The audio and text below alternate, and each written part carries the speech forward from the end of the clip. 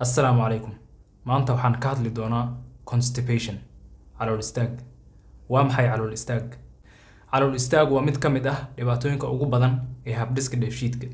Calool istaagu waa xaalad qofka saxaradu ay dhibto, noqotana mid adag oo qalalan. Qofka calooshu taagan tahay wuxuu musqusha u galaa saxaro in ka yar 3 jeer toddobaadkii, halka qofka aysan calooshu taagnayn uu saxarado 3 jeer maalintii ama 3 jeer toddobaadkii. Waxayna ku xiran tahay caadooyinka mindhicirada ee qof kasta. Kuwa soo socda waa calaamadaha ugu badan ee calool istaaga. Hase ahaatee, qof kasta wuxuu la kulmi karaa calaamado ka duwan. Calaamadahaas waxaa ka mid ah saxaro adag ama saalo ah, saxaro in ka yar 3 jeer toddobaadkii, dibiro iyo in uu dareemo raaxo la'aan, daal mudasho xilliga saxarada iyo calool xanuun. Haddii aan rabno inaan fahmno calool istaag, waa inaan ogaanaa sidee ayay u samaysantaa saxaradu. Hawsha ugu weyn ee xiidanku waa in uu biyaha ka nuugo cuntada soo hadha marka ay soo marto habdhiska dheefshiidka. Kadibna waxay samaysaa saxaro ama qashin. Murqaha xiidanka ayaa riixa, ugu dambeyntii wuxuu tagaa malawadka, kadibna dibadda ayuu soo baxaa. Haddii saxarada ay ku sii jirto xiidmaha muddo aad u dheer, waxaa laga yaabaa inay adkaato, soo bixitaankeeduna dhib noqdo. Saxaro adag oo qalalan ayaa ah natiijada xiidanka oo nuugo biyo badan. Sida caadiga ah, cuntada waxay dhex martaa xiidanka. Sidoo kale waxaa loo yaqaanaa mindhicirada waaweyn.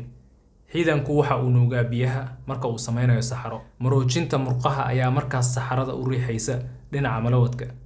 Inta aysan gaarin saxaradu malawadka, biyaha badankoodiiba waa la nuugay, taas oo ka dhigaysa saxarada mid adag. Marka maroojinta murqaha xiidanku ay gaabis yihiin, saxarada ayaa si tartiib ah u dhex marta xiidanka, taasoo keenta biyo badan uu nuugo xiidanku. Sababaha ugu badan ee calool istaaga waxaa ka mid ah cunto xumo iyo nidaam cunto oo fiberku ku yar yahay, gaar ahaan cuntooyinka ay ku badan yihiin hilibka, caanaha, farmaajada inta badan waxay sababtaa calool istaag. Waxaa kale oo sababa daawooyinka, cabid la'aanta dareere ku filan iyo fuuqbax. Cabidda biyaha ayaa lagama maarmaan ah si saxaradu u jilicdo. Safarka ama isbedelada kale ee ku yimaada hab nololeedka sida walwalka, iska dhagotirka ama dib u dhigista marka saxarada ku qabato, jimicsi la'aan, irritable bowel syndrome, uurka iyo gabowga, dhibaatooyin ku yimaada shaqada mindhicirada, iyo si xun oo loo isticmaalo dawooyinka caloosha jilciya. Intaas waxaan kusoo koobay constipation ama calool istaag.